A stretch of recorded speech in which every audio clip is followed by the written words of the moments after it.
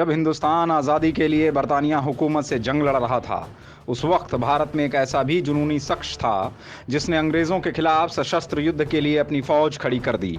जिसने हिंदुस्तानियों से आज़ादी के बदले खून मांगा तो वतन के मतवालों ने खून का सैलाब ला दिया।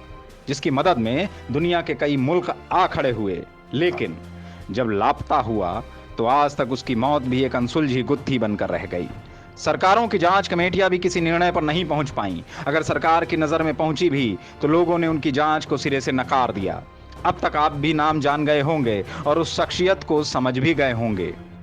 वह महान स्वतंत्रता संग्राम सेनानी था, नेताजी सुभाष चंद्र बोस। नेताजी की जंग आज़ादी में भूमिका के बारे में आपने तमाम किताबें पढ़ी होंगी, तमाम लेख आपकी निगाहों के सामने से दौड़ गए होंगे। आज के डिजिटल युग में कई सारी डॉक्यूमेंट्री, सीरियल, वेब सीरीज और टेलीफिल्म भी आपने देखी होंगी, लेकिन आज हम आपको उनकी मौत से जुड़े वह पहलू बताने जा रहे हैं जो आपके लिए जानना निहायत ही जरूरी है।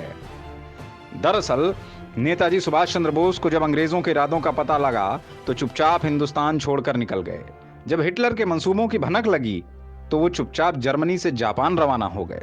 लेकिन दूसरे विश्व युद्ध में जापान के घुटने टेक देने के बाद सुभाष चंद्र बोस कहां गए, इसका कभी पता नहीं चला।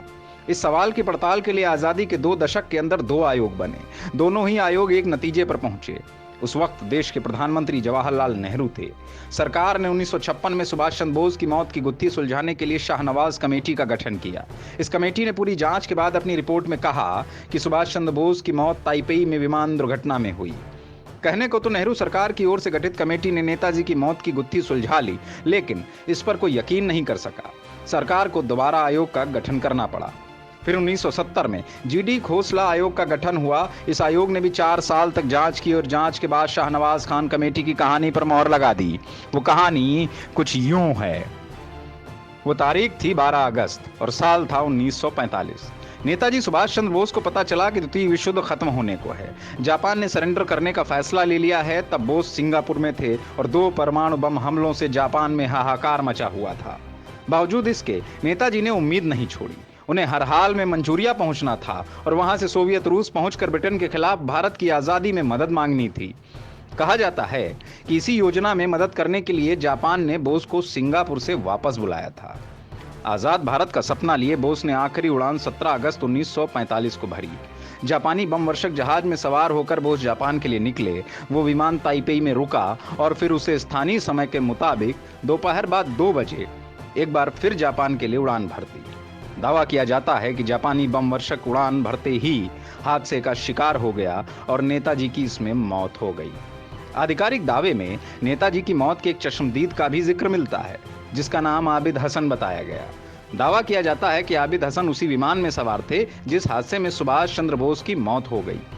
दावा तो यह भी किया जाता है कि जापान की डॉक्टर तानेयोशी योशिमी ने बोस का इलाज किया था और उसके हवाले से सरकार ने यह भी दावा किया कि हादसे में बोस सिर से पांव तक बुरी तरह झुलस चुके थे और स्थानीय समय के मुताबिक 18 अगस्त की रात 11:50 पर उनकी मौत हो गई थी। मौत के बाद नेताजी का अंतिम संस्कार कर दिया गया और उनकी अस्थियां लाकर रेनको-जी मंदिर में रख दी गईं। 2 आयोगों की रिपोर्ट, एक कहानी, एक नतीजा, लेकिन ये जांच भी नेताजी की मौत की गुत्थी नहीं सुलझा सकी, क्योंकि जिन आयोगों ने नेताजी की मौत की गुत्थी सुलझा देने का दावा किया, उन दोनों आयोगों ने ताइपेई का दौरा करने की जहमत तक नहीं उठाई, जहां पर नेताजी का विमान कथित तौर पर हादसे का शिकार हो गया था।